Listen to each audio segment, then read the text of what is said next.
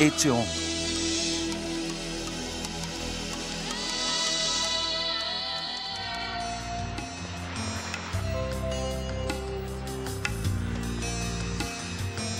A lei é onipresente no mundo moderno.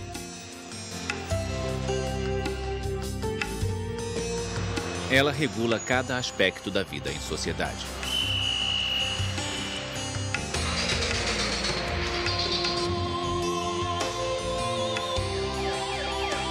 A lei. Distribuição sinapse.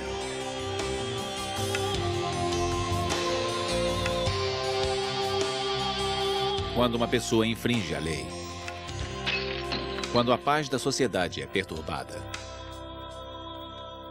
cabe ao tribunal julgar.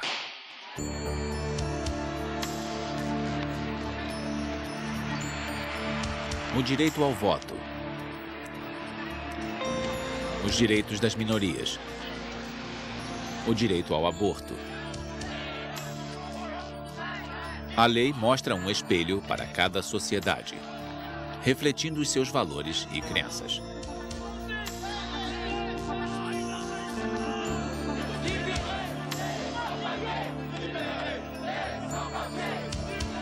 Por toda a história, as leis foram adaptadas para transformar a moral e novas práticas sociais.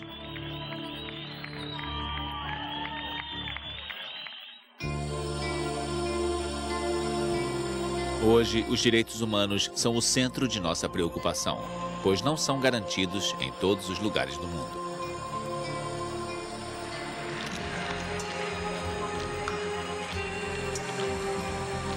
Fazer leis justas e imparciais sempre foi um difícil desafio para as sociedades humanas. Como conciliar os interesses dos mais fortes e os dos mais fracos? Os direitos da comunidade e os dos indivíduos.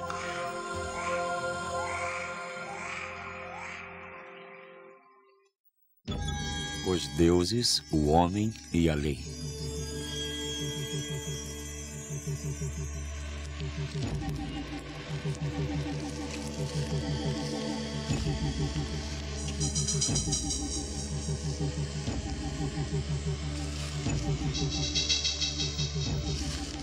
Assim que surgiu a vida comunal, os seres humanos sentiram a necessidade de criar leis para resolver disputas.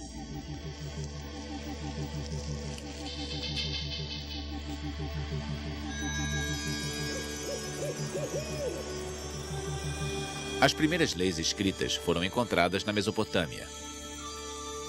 O mais famoso código de leis remonta a 3.700 anos.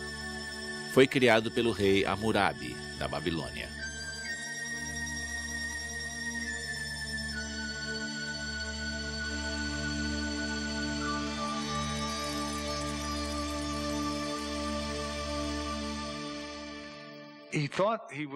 Ele achava que estava promulgando leis apoiadas por Deus. E diz isso no código. Mas as leis que ele promulgou eram provavelmente os costumes habituais do povo. Ele usa a autoridade real e a autoridade divina para escrever as leis comuns não escritas do povo.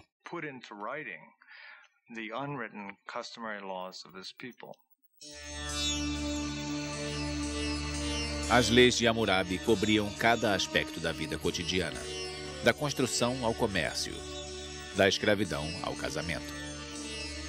As leis eram rígidas e não havia recurso. Se uma mulher é volúvel, se é esbanjadora ou dá má reputação ao marido, deve ser jogada no mar.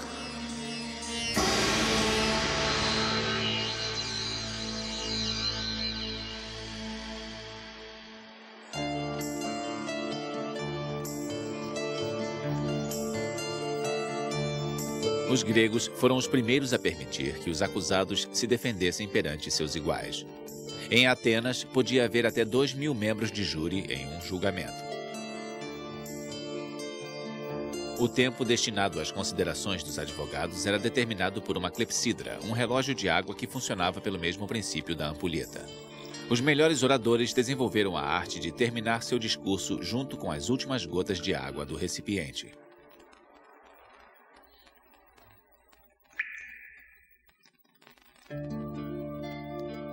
Os gregos também estavam entre os primeiros a estabelecer o conceito de igualdade perante a lei.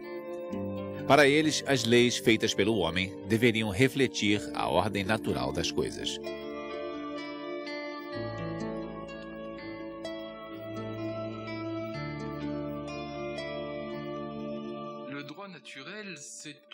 Acho que a lei natural foi um estágio importante no desenvolvimento do pensamento jurídico. A lei natural foi considerada inicialmente como originária dos deuses. Mais tarde, tornou-se mais secular. Por fim, surgiu a ideia que viria a apoiar a nossa visão dos direitos humanos. A de que há, basicamente, princípios jurídicos gerais que se aplicam a todos os homens, não importando quem sejam. Quanto à ideia de igualdade entre homens e mulheres, entre jovens e velhos, acho que é uma transposição dos nossos ideais a um tempo em que tal questão nem surgia. Não se pensava nesses termos. Em Atenas, apenas cidadãos livres tinham direitos. Mulheres, crianças e escravos estavam sujeitos à autoridade do homem da casa.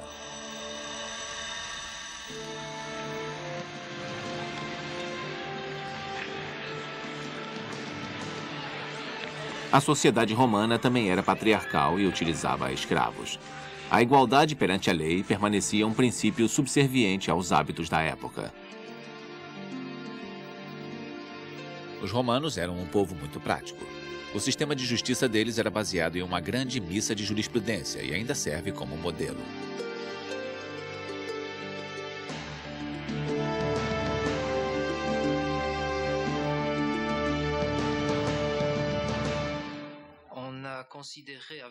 Na Europa, na Idade Média e nos tempos modernos, a lei romana era considerada tão flexível e inteligente que era um ratio scripta, ou razão escrita. A genialidade de Roma está no espírito das leis, porque conseguiu desenvolver um sistema legal flexível, eficiente e perfeitamente adaptado à sociedade que pretendia regular. No curso da história, os romanos criaram milhares de leis. O vendedor deve conhecer seu produto e relatar claramente qualquer defeito latente. Se não o fizer, ele é considerado culpado e nenhuma evidência de má-fé será exigida.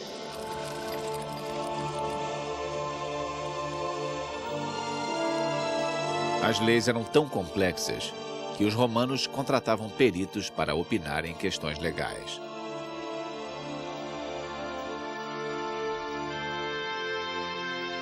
Como nos tribunais modernos, os magistrados ouviam os argumentos de defesa e acusação. Os advogados contavam anedotas para entreter os espectadores. Os honorários eram altos, mas alguns concordavam em representar um cliente em troca de ser mencionado em seu testamento. Hoje, o acesso ao sistema legal é controlado pelos recursos financeiros de uma pessoa. Era assim também no mundo antigo. Mas não só por recursos financeiros. Os laços familiares também eram muito importantes. Se você pertencesse a uma família muito poderosa, seu acesso à lei era muito maior do que se não fosse. E isso se vê de forma mais clara em Roma.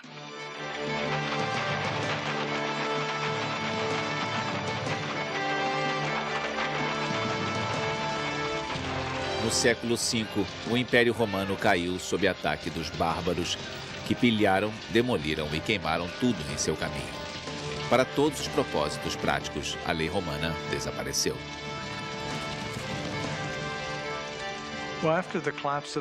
Bom, depois da queda do Império Romano, no oeste do Mediterrâneo, a lei bárbara germânica entra em vigor. De muitas formas foi um passo para trás. Os alemães não usavam as formas de prova, as leis escritas de evidência, o procedimento sofisticado dos romanos. Eles usavam o ordalho. E foi assim que ele entrou em vigor na Europa até o século XIII.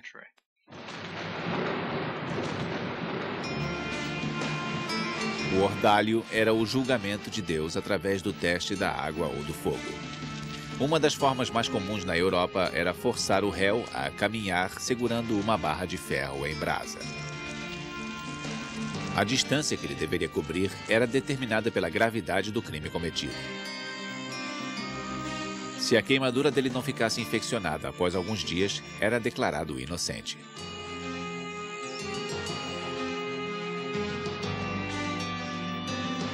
Na Idade Média, a lei do senhorio, baseada nos costumes germânicos, existia paralelamente à lei cânone administrada pela Igreja.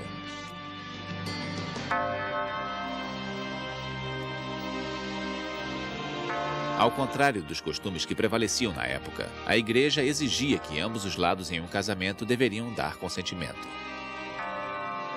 O consentimento matrimonial é um ato de vontade própria, pelo qual um homem e uma mulher se aceitam mutuamente na aliança irrevogável que constitui o casamento.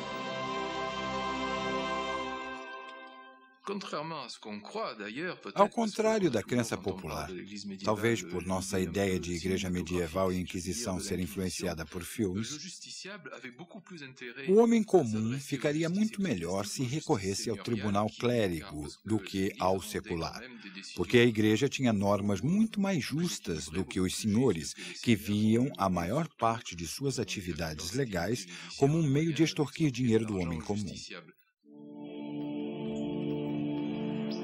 No século XI, o Corpus Juris Civilis foi descoberto. Era uma compilação de leis e jurisprudência romana criada 500 anos antes pelo imperador Justiniano. O código foi ensinado na primeira faculdade de Direito em Bolonha, Itália. Este talvez seja o evento mais importante na história legal europeia. A novidade, a singularidade do evento de um jurista chamado Peppo começar a ensinar esse sistema legal extinto em Bolonha é algo realmente extraordinário.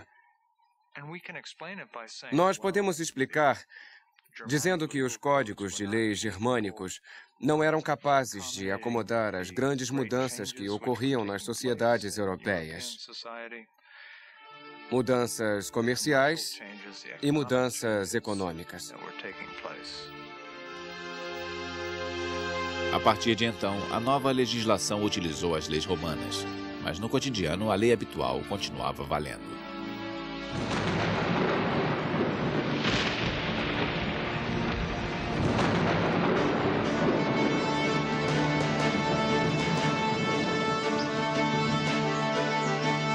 Segundo o costume, o rei deveria fornecer terras para seus vassalos ou barões e protegê-los em troca de seu serviço militar.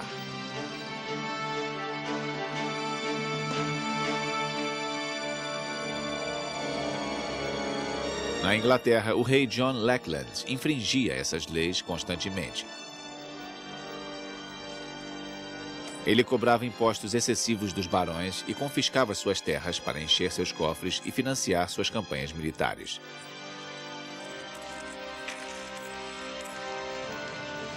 Os abusos do rei John levaram os barões ingleses a se revoltar.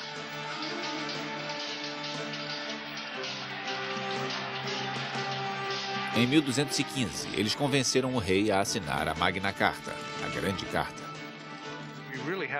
Devemos pensar na Magna Carta como uma carta de direitos para os barões ingleses.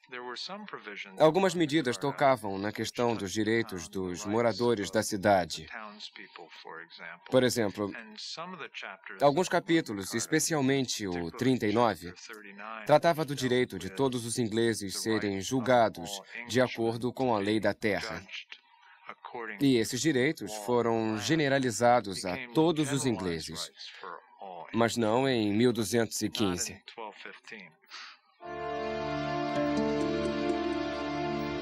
Nenhum homem livre deverá ser detido ou preso, a menos que tenha sido julgado fielmente por seus iguais, segundo a lei da terra. Apesar de sua aplicação limitada, o acordo entre o rei John e seus barões é geralmente citado como a primeira carta de direitos humanos.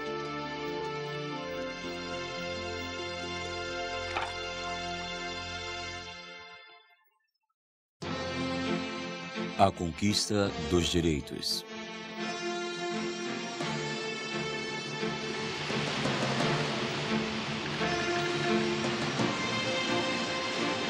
A lei sempre foi uma ferramenta poderosa para as classes dominantes. Ao descobrir a América, os conquistadores impuseram suas leis aos povos nativos. A primeira pergunta feita sobre os selvagens, como eram chamados, foi: eles são mesmo humanos? Se você pensar como uma pessoa daquela época, é uma pergunta legítima. Os primeiros nativos com quem Colombo teve contato não usavam roupas, eram canibais e faziam sacrifícios humanos. Isso deu muito o que falar. De fato, a Igreja respondeu rapidamente. Pouco tempo depois, em 1530, o Papa declarou: Sunt vero hominis, ou são seres humanos de verdade.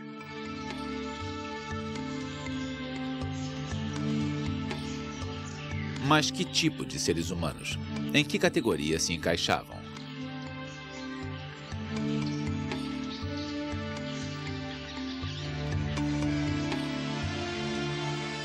Depois de um acalorado debate, os juristas espanhóis concordaram em que os índios tivessem pouca capacidade intelectual, semelhante às crianças.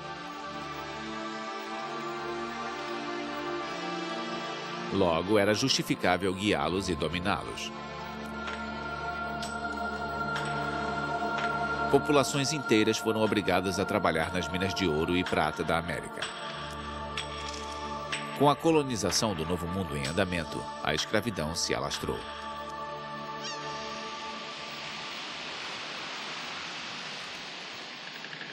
Os europeus transportavam milhares de africanos à força para serem escravos na América.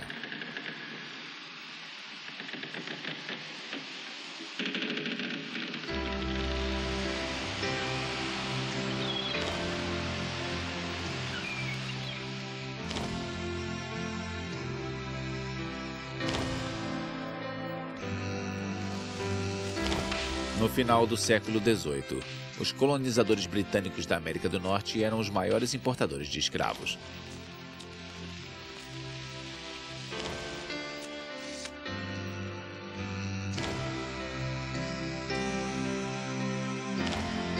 E foi nesta sociedade escravagista que Thomas Jefferson, um jovem advogado da Virgínia, exigiu o direito de liberdade a todos os homens.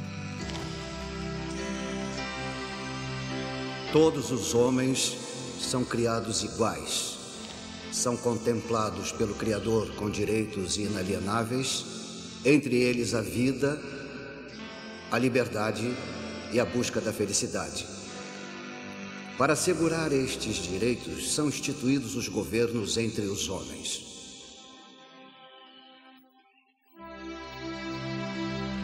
Estes direitos inalienáveis foram estabelecidos na Declaração de Independência dos Estados Unidos da América em 1776. Mas em face de feroz oposição dos Estados do Sul, a escravidão foi mantida.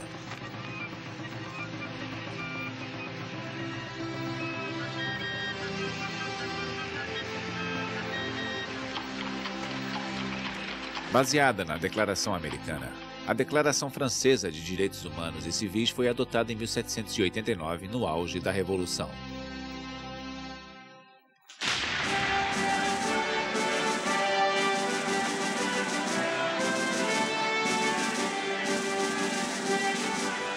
Com seus princípios de igualdade, fraternidade e liberdade, a Declaração varreu por completo os privilégios feudais.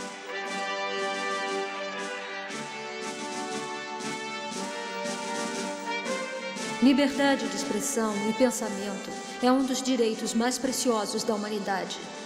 Logo, todo cidadão pode falar, escrever e publicar livremente. A declaração não contou com a força da lei. Napoleão trabalhou pessoalmente no novo Código Civil francês. Era um inteligente compromisso entre a lei romana, os antigos costumes franceses e a lei revolucionária.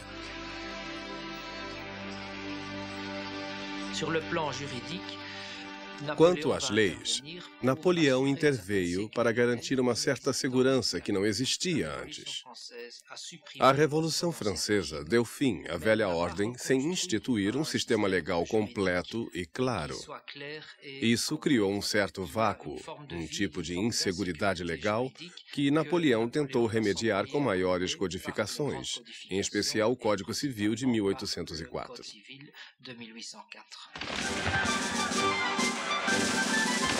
Através das conquistas militares, Napoleão impôs seu código na Bélgica, em muitos estados alemães, na Polônia e na Itália. Há muitos países em todos os continentes nos quais o Código Napoleônico, revisado e melhorado, continua em vigor.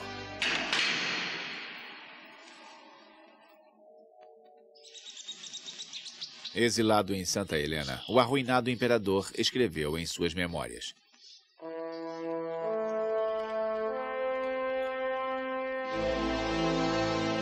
Minha fama verdadeira não foi a vitória em 40 batalhas. Waterloo vai apagar a lembrança de todas elas. O que jamais será apagado e viverá para sempre será o meu Código Civil. Embora o código represente um avanço, ele reinstaurou os poderes do chefe da casa, incluindo o direito de mandar prender uma esposa ou um filho desobedientes. Também restabeleceu a escravidão, que os revolucionários haviam abolido.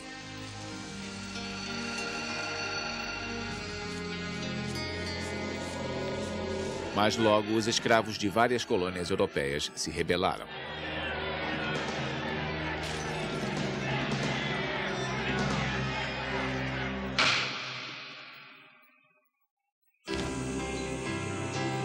Em 1833, a Grã-Bretanha foi a primeira a abolir o comércio de escravos. Depois foi a França, em 1848. Nos Estados Unidos, a proclamação de 1863, abolindo a escravidão, levou à emancipação de 3 milhões de pessoas.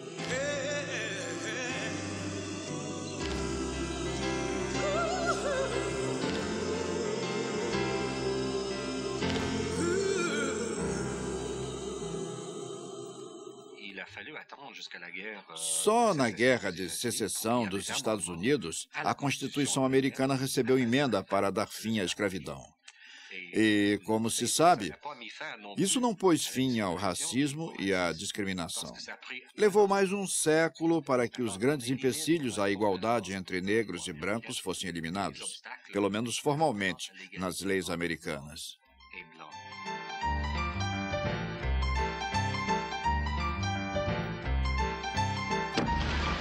Governos nacionais baseados nas normas da lei surgiram no século XIX. A partir de então, o povo dava a seus representantes o poder de adotar leis. Logo, os governos instituíram uma série de medidas sociais com respeito a trabalho, agricultura, educação e preço de comida e aluguéis.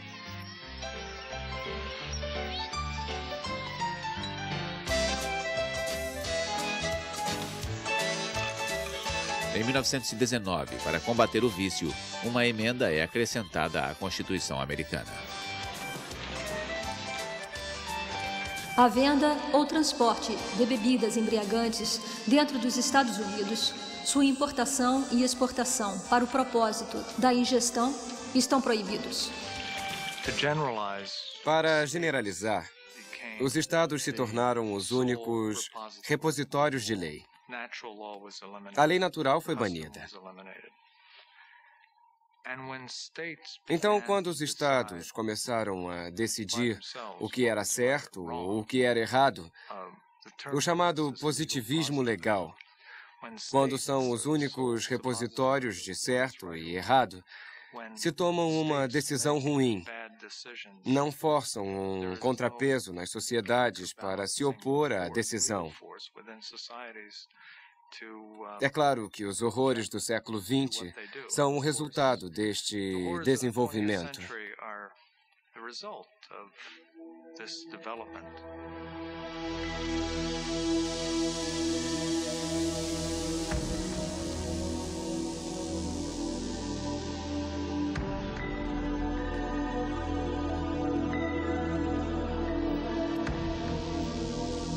No final da Segunda Guerra Mundial, a descoberta dos crimes cometidos pelos nazistas lançou uma luz na importância dos direitos humanos.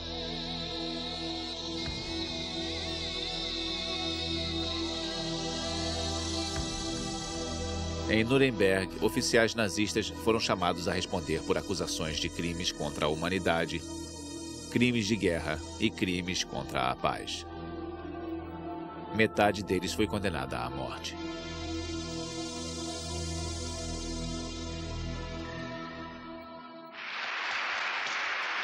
A Organização das Nações Unidas quis evitar que tais horrores se repetissem.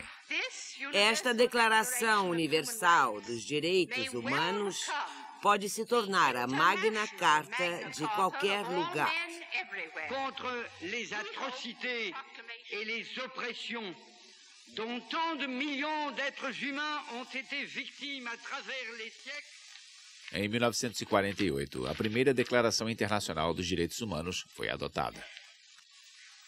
A favor da adoção da Carta, 48. Contra a sua adoção, 0. Abstenção, 8.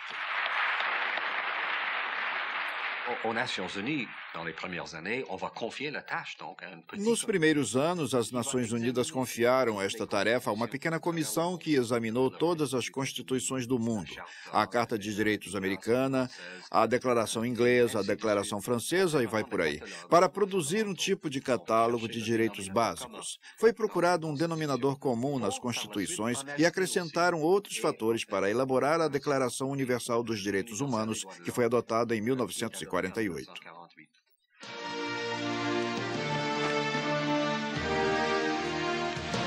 Na época, o mundo estava lutando com o sofrimento da Guerra Fria. A União Soviética se recusava a reconhecer um pacto que ressaltasse a liberdade de expressão ou o direito ao voto e ignorava as desigualdades sociais e econômicas.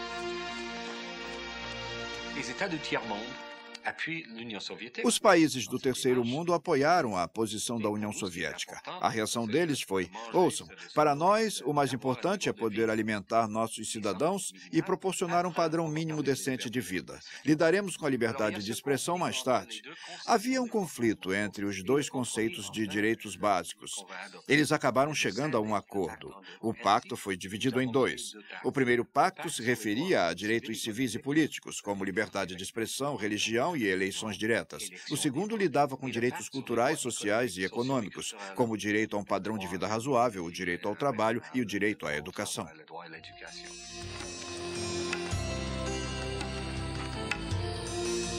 A declaração foi adotada por 48 países e permanece uma resolução sem força legal.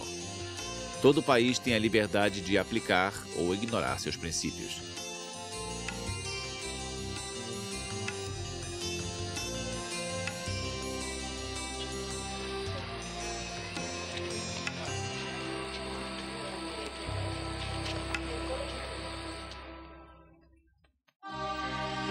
Direitos no mundo todo.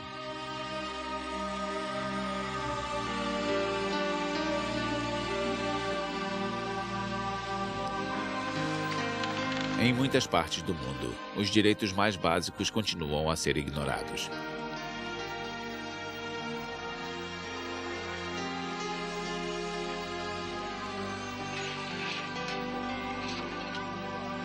A liberdade de expressão ou o direito ao voto parece um luxo inatingível para as pessoas que lutam diariamente pela sobrevivência.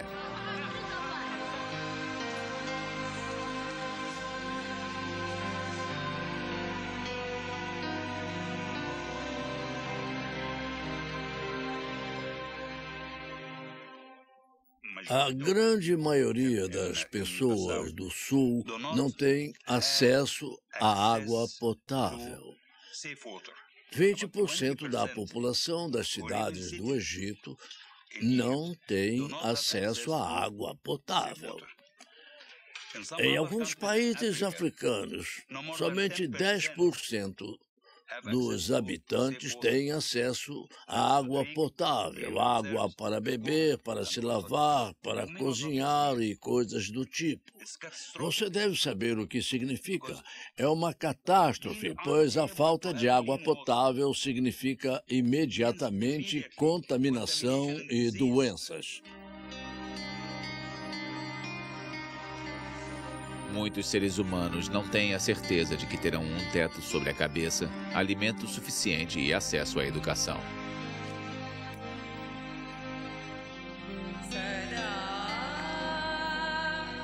Em muitos países, as mulheres estão em desvantagem perante a lei. Ficam sob a guarda do pai, do marido ou dos irmãos e não podem tomar decisões sem o consentimento deles. Esta é minha filha. Milhares de pessoas desaparecem, são presas ou torturadas por razões políticas.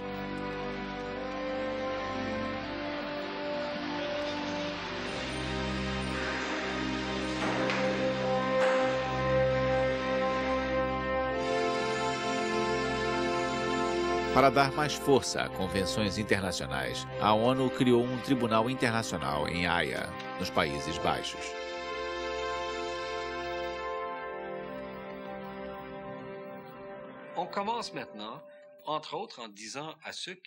Entre outras coisas, estamos começando a dizer a quem viola os direitos humanos que poderá ser responsabilizado por isso.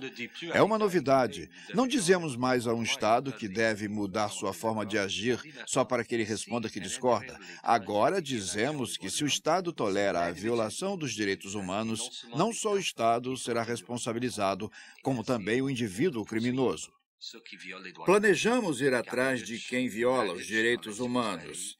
Karadzic e Mladic na ex-Iugoslávia, Pinochet no Chile, Pol Pot no Camboja. Dizemos, se não parar, se continuar a violar os direitos humanos, poderá ser chamado um dia perante o Tribunal Internacional para ser processado. Cerca de 100 investigadores das Nações Unidas estão percorrendo o globo para obter depoimentos de testemunhas onde quer que estejam.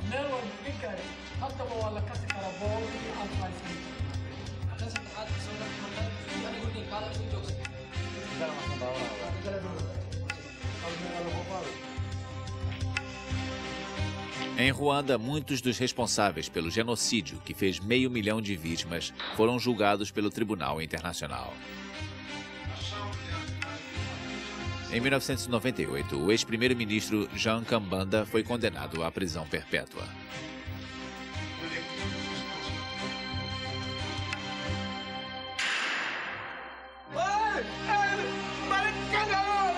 Sanções criminais, sanções econômicas contra países que violam os direitos humanos e tribunais internacionais.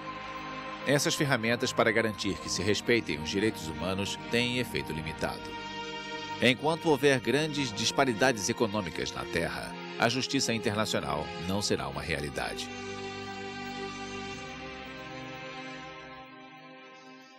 É preciso aumentar o padrão de vida ou as condições de vida no resto do mundo.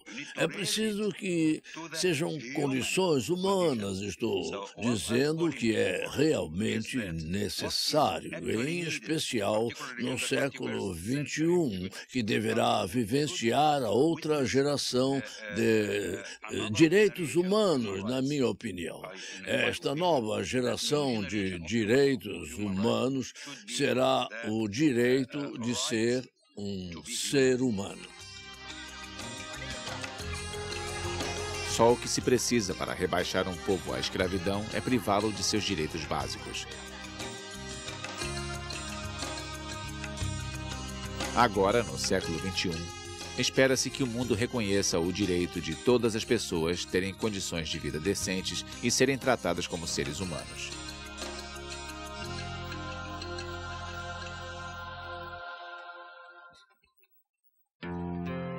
Lei e ética.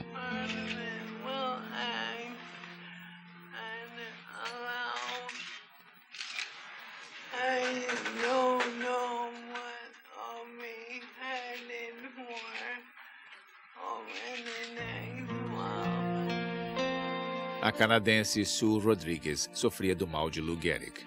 Por muito tempo, ela lutou na justiça pelo direito à eutanásia. Ela queria que um médico pudesse dar um fim à vida dela quando o estado dela piorasse demais para que o fizesse sozinha.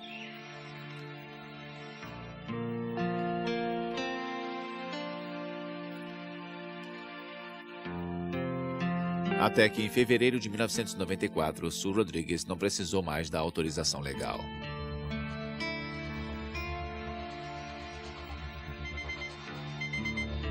A eutanásia gera discussões tempestuosas nos círculos médicos e entre a população. Até o momento, a Austrália e a Holanda estão entre os únicos países a autorizá-la em determinadas circunstâncias.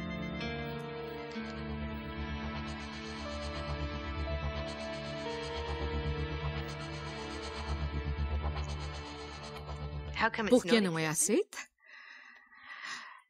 Porque, se você pensar no princípio mais fundamental no qual baseamos nossas sociedades, ele seria não matar o próximo. Se matarmos, seremos severamente punidos caso tenha sido deliberadamente. Aqui tratamos de modificar esta regra fundamental. Você faz isso porque sente pena da pessoa, diz que é compaixão, essas coisas, mas isso não altera o fato de que vai mudar o papel social mais profundo e duradouro de não matar o próximo. E muita gente não acha que deva ser mudado. Embora a eutanásia continue sendo controversa, o suicídio não é mais considerado crime.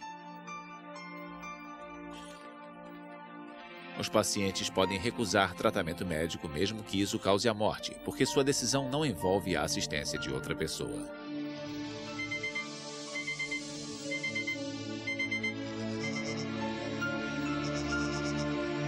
Os direitos de cada um podem levantar questões éticas complicadas.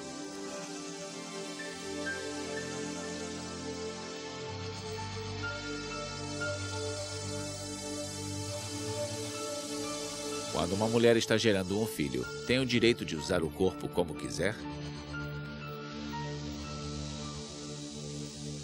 O interessante, e tivemos um caso no Canadá que nos mostrou isso, é que se a mulher diz, vou seguir com a gravidez, mas vou fazer o que quiser, como usar cocaína, heroína ou cola, como foi o caso que tivemos no Canadá, a lei se complica e diz, um momento, você está prejudicando o feto.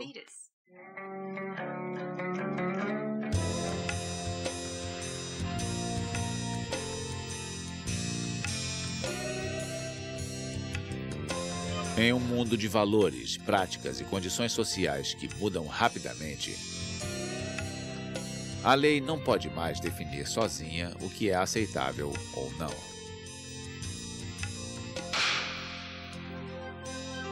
Com o surgimento de novas tecnologias de reprodução, acredita-se que o embrião humano precisa urgentemente de proteção legal. Há quem ache moralmente errado produzir embriões sobressalentes. O motivo para que existam é a possibilidade de congelá-los a 243 graus negativos em nitrogênio líquido e mantê-los durante muito tempo. Houve até casos de divórcio em que os casais pensaram no que fazer com os embriões. É tipo, quem fica com o cachorro, quem fica com as crianças, quem fica com os embriões. Graças a novas tecnologias, é possível não só congelar embriões, como também implantá-los em mães de aluguel ou usá-los em pesquisas.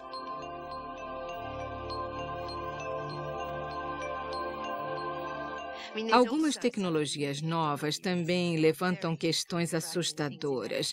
Por exemplo, as pessoas já falam em desativar certas células do embrião. Houve um debate na televisão que perguntou, e se pudéssemos desativar as células que fazem a cabeça do embrião? Ficaríamos só com o corpo, ou teríamos todos os órgãos e poderíamos usá-los para transplantes? Pode parecer extraordinário, mas conseguiram fazer isso com sapos, com girinos. Fizeram girinos sem cabeça. Ainda não acabaram os desafios enfrentados por legisladores como resultado de avanços científicos. Hoje, a clonagem de animais é uma realidade. Em 1997, o nascimento da ovelha Dolly mexeu com a comunidade científica. Desde então, o fato foi repetido várias vezes. Parece não haver problema técnico sério que nos impeça de clonar um ser humano. Porque acho que não devemos fazer clonagem. Acho que nós devemos ter o mais profundo respeito pela vida humana e sua singularidade inerente, dentro da qual eu incluo gêmeos idênticos, trigêmeos idênticos.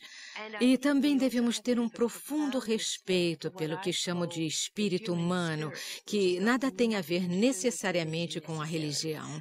Para algumas pessoas tem relação, mas você pode ser totalmente secular e acreditar no espírito humano. Nas nossas sociedades, fica a critério dos tribunais julgar. Mas os juízes confrontam fatores sociais e políticos complicados.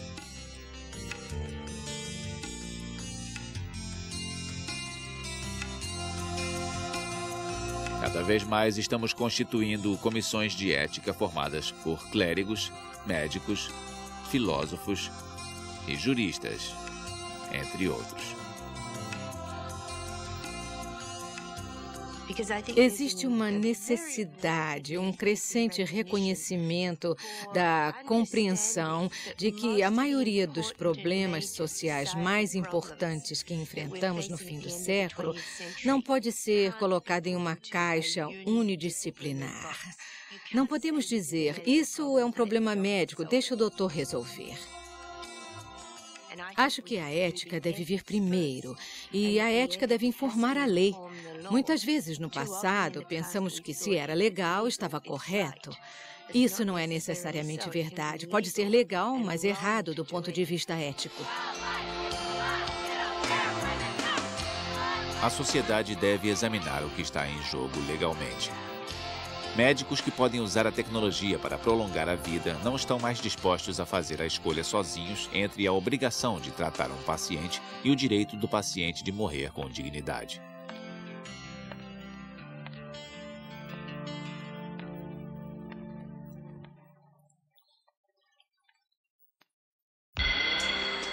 A lei dos direitos.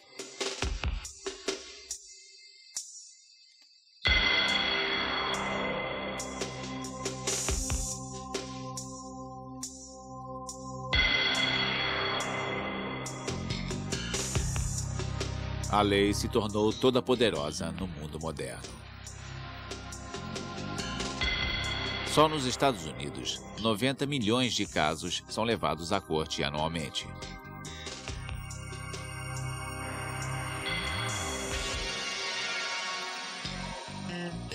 Nas nossas sociedades, sempre nos sentimos esmagados por leis e regulamentações.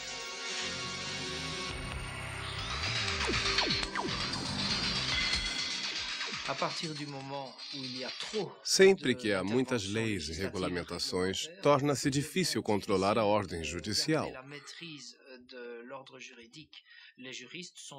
Os juristas estão quase literalmente afogados em um mar de regulamentações. Também há um segundo efeito negativo. A regulamentação obsessiva e desnecessária complica as relações humanas.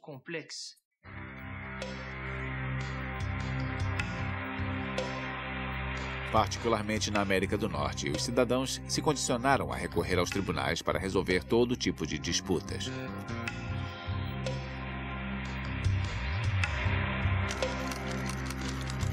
Há incontáveis processos por quebra de contrato ou demissão, ou ações contra fabricantes de produtos considerados defeituosos.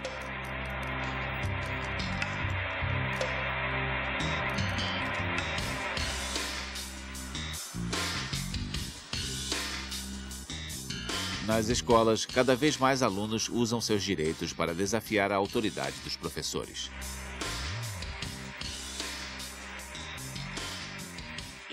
Acho que vimos o declínio da adesão ao que se pode chamar de religião institucionalizada. Acho que vimos um aumento no uso da lei.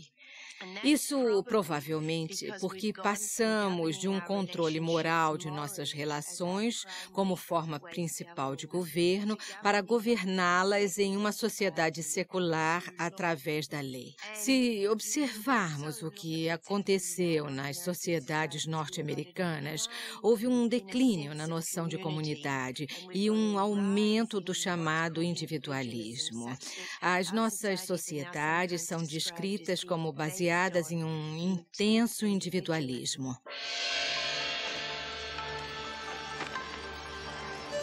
Na China, o homem realmente civilizado resolve suas brigas fora do tribunal. Nessa sociedade, a obediência e o respeito pela autoridade sempre relegaram os códigos de lei a uma posição secundária.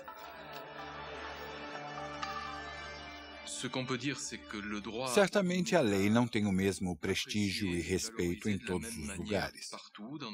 No Ocidente, tendemos a atribuir grande importância à decisão da lei.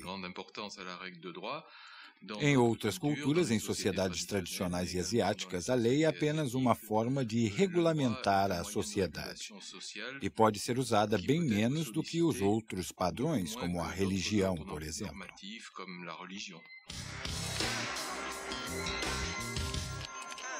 No entanto, a falta das leis escritas pode ser perigosa. Pode levar a abusos de poder.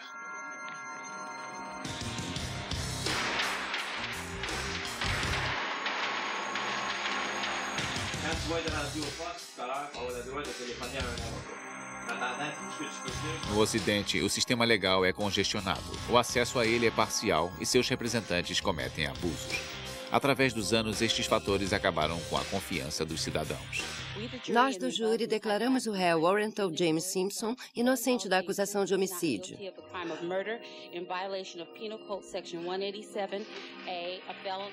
Nos Estados Unidos, a absolvição do astro do futebol americano O.J. Simpson, acusado de assassinar a esposa, deixou muitos cidadãos com raiva. Alguns atribuíram o resultado do julgamento à riqueza do Sr. Simpson. A meu ver, não se deve atribuir qualquer credibilidade à versão do réu. Sendo assim, peço que o culpem das acusações de homicídio qualificado. Assim como a sociedade que a criou, a lei não é perfeita. Mas apesar de suas fraquezas, a justiça continua tendo papel importante em nossa sociedade.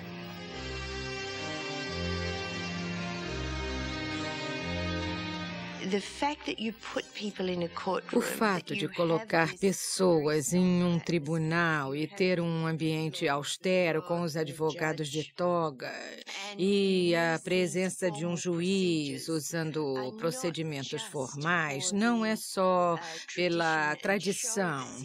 Eu penso nisso como se criassem um ambiente especial que faça as pessoas reagirem e interagirem de forma diferente.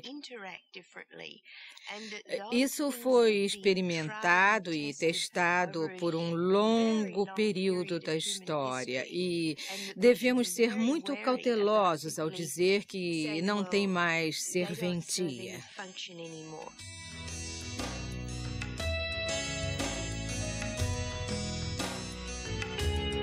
Em décadas recentes, muitos grupos lutaram para ter seus direitos reconhecidos em tribunais.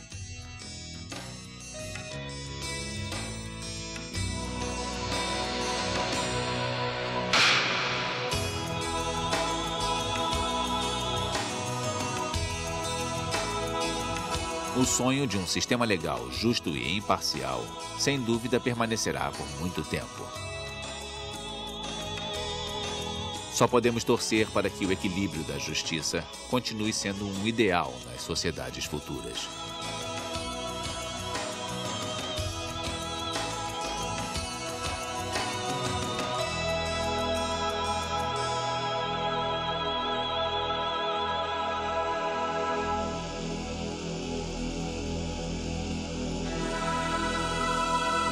Versão brasileira, Audio News.